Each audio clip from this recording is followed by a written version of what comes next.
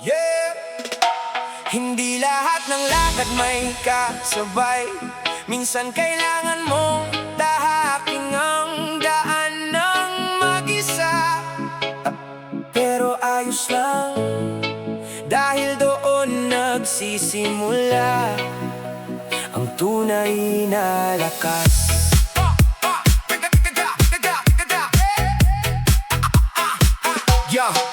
Unang hakbang, mabigat sa pakiramdam. Walang umaalalay, walang masasandalan. Kahit maraming tanong ang bumabagabag, pinili kong lumaban, hindi umurong sa laban. Maraming umalis, maraming nagbago. Mga pangakong dati tinangay ng panahon. Pero natutunan kong hindi mawalan ng pag-asa kapag ang tiwala ko'y nasa sarili na. Kung walang sasalo sa pagbagsak ko, ako ang babangon sa bawat pagkatalo.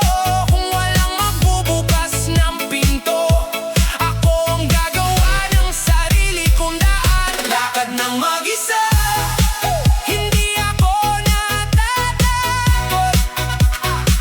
Lakad ng mag-isa, kahit mahirap ang bukas. Sa sariling paa ako tatayo, sa sariling lakas ako aabante. Hindi susuko, hindi hihinto, hanggang maabot ang pangarap ko.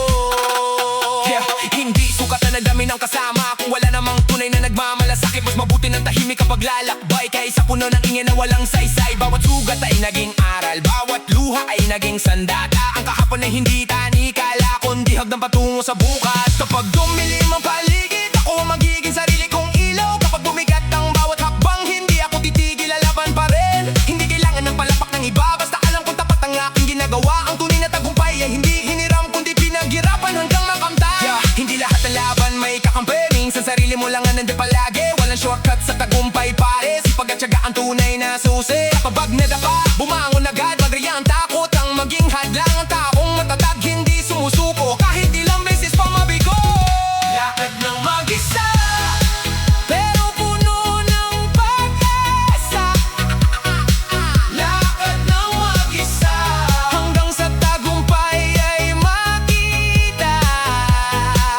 Sa sariling paa ako tatayo, sa sariling pangarap ako kakapit. Ano man ang pulos na dumaan, hindi ako bibitiw sa aking landas.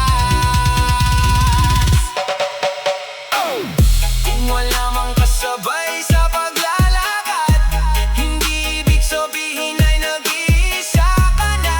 Dahil ang bawat hakbang na may tapang ay hakbang papunta sa tagumpay. Magpatuloy at huwag kang susuko.